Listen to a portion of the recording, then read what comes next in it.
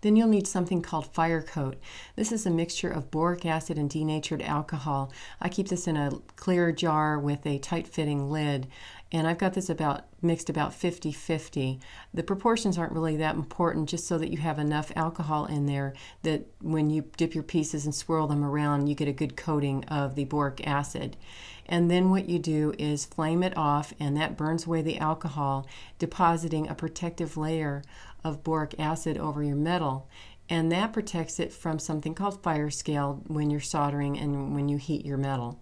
You'll need to use this on sterling silver, 14 karat gold, 18 karat gold. You don't need to use it on fine silver because fine silver does not have any copper in it, so it does not need this coating.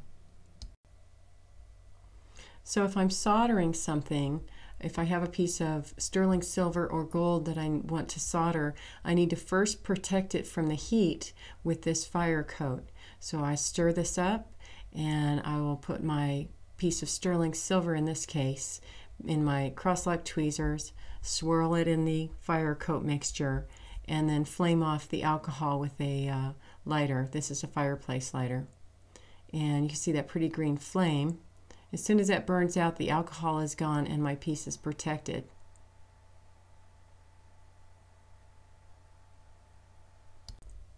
Something else I want to tell you about the denatured alcohol that's in this mixture.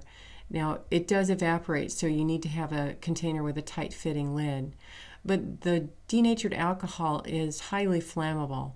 Now, that doesn't mean it's explosive. It's not going to blow up. It's just flammable, so it burns readily. And from time to time, I have dropped something hot and been in a hurry, dropped something hot into this and started it on fire. But there's really no need to panic. I'll show you that green flash was it starting on fire, and it is burning now, although I'm sure you can't see it. So if that happens, I just put the lid on the container and the flame goes out instantly. Your house isn't going to burn down. Everything will be okay as long as you just put the lid on it. Something else that you might find handy is called a third hand. This one is a double third hand.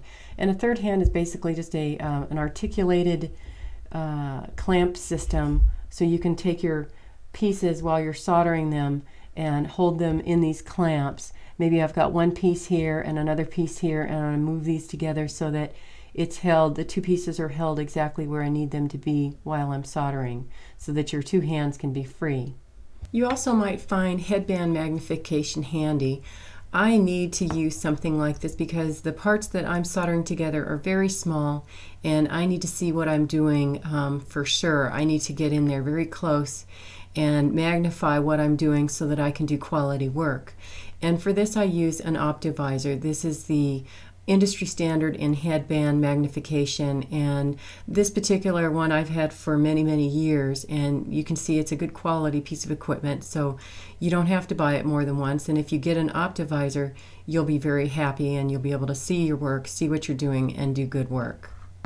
Now that we've gone over some of the basic tools that you'll need to get started soldering, I want to tell you a couple of the rules that you can apply to any soldering operations that you do. The first rule is that solder does not fill gaps. What that means is that if I look at this part here and I can see that there is all this little texture and this part here is flat, I want to put these two pieces together. I can't just say, well, I'll just add a big old gob of solder here and put them together, and then that solder will just fill up all this space. That doesn't happen. What happens when solder melts is that it becomes a water-like consistency, and the only place that the bond is made is where the parts are connecting. So on something like this, I'm not going to have a very good connection because the solder does not fill the gaps, and these parts do not connect or do not fit together well. Something else that's important is that the pieces that you want to solder together be clean. This piece, although it looks nice and shiny and clean, is actually very dirty because I'm sitting here touching it and my fingerprints, my finger oils are getting all over the surface, and that's going to inhibit the solder from flowing. What I do before I solder my parts is I always clean them. And for something like this, where it's a fresh piece of metal clay and I just need to get the finger oils off of it, I use a mixture of ammonia, dish soap and water. This doesn't have to be hot water. It can be hot water. It probably works better that way, but sometimes I just keep a dish of it and use it cold. Then I just dip a toothbrush in it and clean my piece off, then dry it. And once I've cleaned it, I don't want to touch it again.